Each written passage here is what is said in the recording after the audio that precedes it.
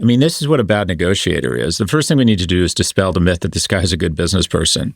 He would be wealthier if he'd taken his massive inheritance and invested it in index funds. In this video, Tim Miller of the Bulwark and Scott Galloway talk about the ways in which Trump is inadvertently making China stronger. They get into tariffs and a couple of other things. Tim Miller, Scott Galloway is great. You should definitely check out his stuff on YouTube if you haven't seen him already. It's hard to imagine you haven't. And of course, Tim Miller of the Bulwark is also a favorite of mine. So why don't we watch this together, and I will have some opinions, and then I want to know what you think in the comments. Let's move on to the tariffs here. Yeah. All right. So back in Washington, Fed Reserve Chair Chairman Powell warned that Trump's escalating trade war could drive the U.S. towards stagflation. It's probably a word you don't know because you're too young. We haven't had it since the 70s. I read about it in the history You've read books. about it? Well, I mean, as a Reagan fan, as in high school Republicans, people talked about, how he ran against stagflation. So yeah. I'm familiar with it in that context.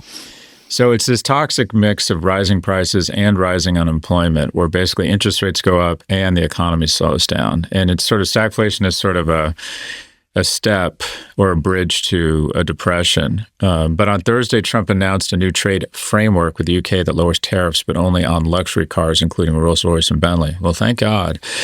Toys, including and plane engines, I think, got thrown in there, too. Is that right? I think Rolls-Royce has given us some plane engines, too. Toys, including Barbie and Hot Wheels, will face a % tariff. Then over the weekend, there was a surprise detour. The U.S. and China agreed to a 90-day truce, temporarily rolling back some of the steep tariffs that had been hammering both economies. By May 14th, the U.S. will slash its tariff on Chinese goods from 145 to 30%, while China will lower its own tariffs on American products from 125% to just 10%. The move helped calm global markets, but it's anyone's guess if the pause will hold. They now have 90 days to make a deal. What do you think will come out of this? What's your impression of what's happened as of this morning, Tim? I mean, I think for starters, like obviously Trump blinked and had very serious concerns about the economy. I mean, if you just look at the broad contours of this, so a 30% tariff now on China is 20 percentage points higher than it was under Biden, right? So it was at 10 and now it's up to 30. And so we've added a 20% tax on consumers who consume Chinese goods in exchange for nothing. Right, in exchange for nothing. I mean, the Chinese didn't even. There was some, I guess, promises around fentanyl or something, but they didn't. In the past, in the first Trump term when they did the tariffs with China, there was also a deal where they were buying our soybeans, and there are other economic, and maybe that'll come over the next 90 days. I don't know, but as of right now, we still have increased to, we still put a 20% essentially sales tax increase on Americans, for nothing, just so that Donnie could feel tough for a little bit.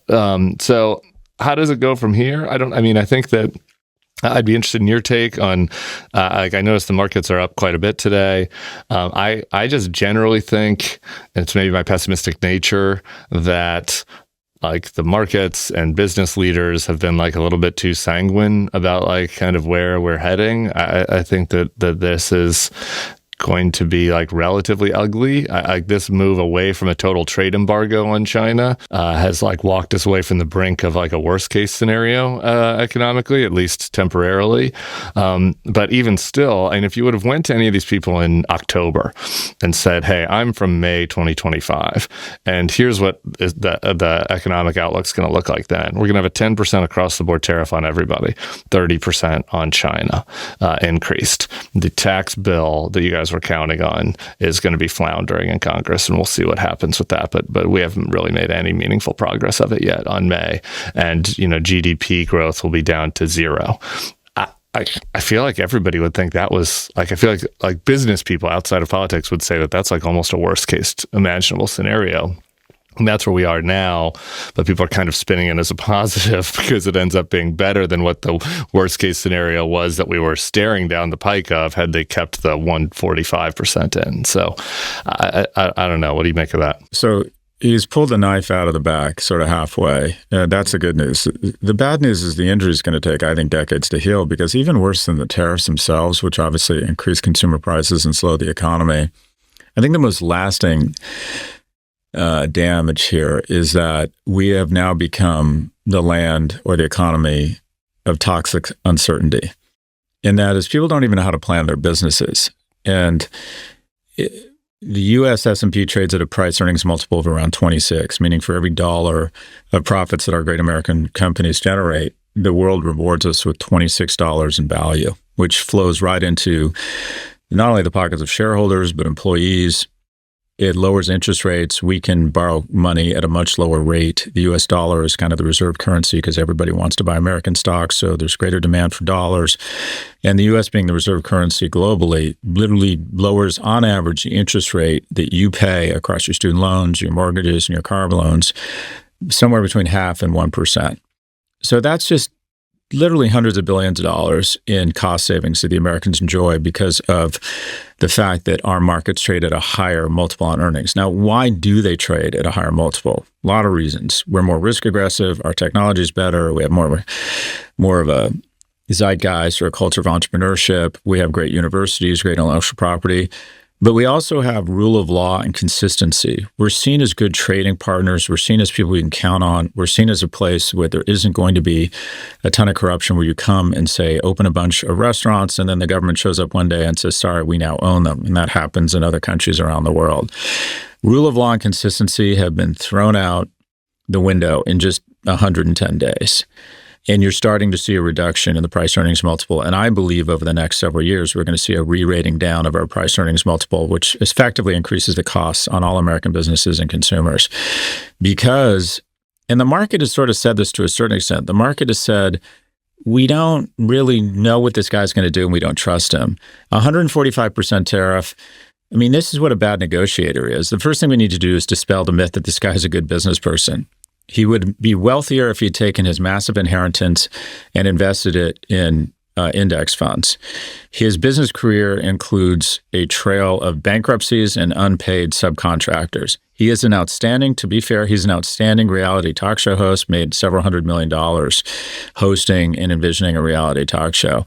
As a business person, he's not very good. I think it's really important to remind ourselves of this again and again because they're so good at the magic smoke screens of BS that they're constantly throwing sand in your face that keeps you spluttering and you forget the baseline, which is he's a bad businessman. He's a terrible negotiator. He's completely incompetent. He has no impulse to govern. He's a pathological liar. He's a convicted felon. You know, he's a con man. All of this is true. All of this is true and has always been true. And it's tempting. And frequently we do get into the weeds of this or that. Paul, what do you think is, we fall for the he's playing four-dimensional chess. No, he's not. The only thing that even resembles that is the con game, the flim-flam, the look over here, don't pay attention to what this hand is doing, right? And in terms of negotiating, he's negotiating himself at this point. He put on 145% tariff, and then a few days later, without any counter from the Chinese, other than this is unacceptable and we're not even going to talk, he said they're unsustainable. It's like, well, boss, you're the one that did it. So to go to 145 and then to go down to 30, and effectively what you have is the Chinese are divesting away. This will keep the factories sort of humming in China.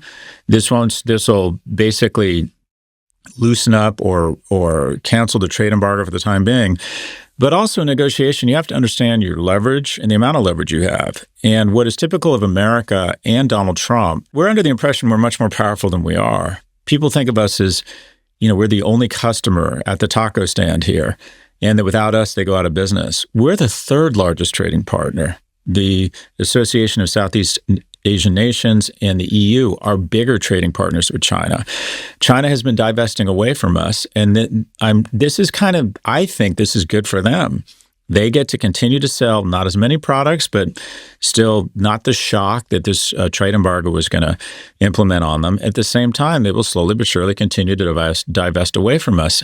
And that is what the whole world is doing, Tim. The whole world is rerouting their supply chain around the United States, not even because of tariffs, but because they don't know how to plan their business with us because of this toxic uncertainty. And I think that resupplying or that rerouting of the supply chain will take years, if not decades, to reheal. And I do think the Americans have taken for granted, the American public, of just how inexpensive our goods are because of the supply chain that runs through the U.S. of every major economy, because they trust us and think there's rule of law. And those things are no longer a given with us. The scariest stat I've seen, organization did a poll of global citizens, took a statistically significant sampling. And for the first time in history, more people around the world think that China is a greater force for good in the world than the U.S., which says to me people are much more inclined to do business with China than they are with the U.S. And as someone who has run businesses, I've run businesses my whole life. They've always been global businesses because they've been strategy and brand firms.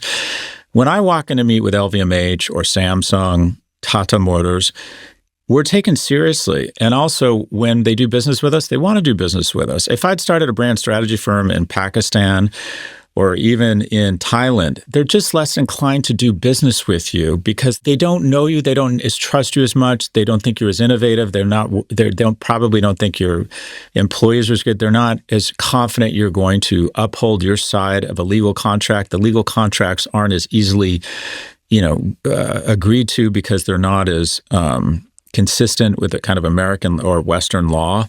Yeah. All of that we have had massive benefit from. And I don't think American consumers realize how much they benefited from that. And they're going to realize it when everything just gets a little bit more difficult. Your thoughts? Yeah, no, I agree with most of that. I'll just defer to your expertise on the economy side of things, so I concur with it. I just like putting on my former Republican hat, just on like the China hawk side of it. I remember we used to have kind of a Republican Party that was strong against communism, and that it felt like wanted to use more of a Reaganite policy, in great power struggles. Like we've seen these guys basically fold in the face of China, and I just think broadly, more geopolitically, think about the advantages China has gained over the past 5 months. I mean, in addition to the stuff you just laid out, the fact that we've totally gutted USAID and we've eliminated any soft power we have throughout the world and created a huge opportunity for China to fill that void. To your point on the economic trading partner side of things, I think that if you are one of those Asian countries like Thailand that you just mentioned, I mean, don't you feel like you can trust China a little bit more as a trading partner than you could have 5 months ago? For sure. Then you look at the policy side of things, talk about leverage and weakness. I mean, we completely fold on the, Liberation Day tariffs. Meanwhile, we also completely fold when it comes to TikTok, right? And like the U.S. government puts into law a TikTok ban, but Donald Trump and this administration won't enforce it because they're afraid of the backlash from the American population. So like China's been so successful in infiltrating American culture through TikTok that and the power of that is so great that like the U.S. government is scared. Let's just be honest, scared to like enforce its own laws when it comes to banning TikTok. China State TV this morning, I saw this. They put this out. The outcome of trade talks with Trump team shows China's firm countermeasures and resolute stance have been highly effective. China gets nearly all tariffs off for doing very little other than agreeing to talk. That's their spin this morning. So I just think across every metric, we have made China stronger over the past 5 months in ways that, as you say, are going to be hard to unravel. And there isn't really any evidence that we are trying to win a great power struggle with them. And I guess I would add just the last thing I'd say on it is, if you're China, it's hard for me to get inside the head of Xi Jinping, and I don't know what their plans are with regards to Taiwan or their timing, but I just do not think they could look at America right now and think that we would put up any real resistance to their efforts to overtake Taiwan if they wanted to do it, based on how we've acted with regards to Ukraine, how we've acted with regards to this trade war. So I just think that we've weakened ourselves pretty noticeably across a variety of different metrics vis-a-vis China. Yeah, really interesting chat. I know it's a little dry. It's not Piers Morgan, folks yelling at each other. I get it. But talking about the long-term damage, right? The not just the slewing up and down of the stock markets, but the erosion of trust, the long-term damage. That's that's tough. It's tough to think about because it makes an enormous amount of sense. But let me know what you think in the comments.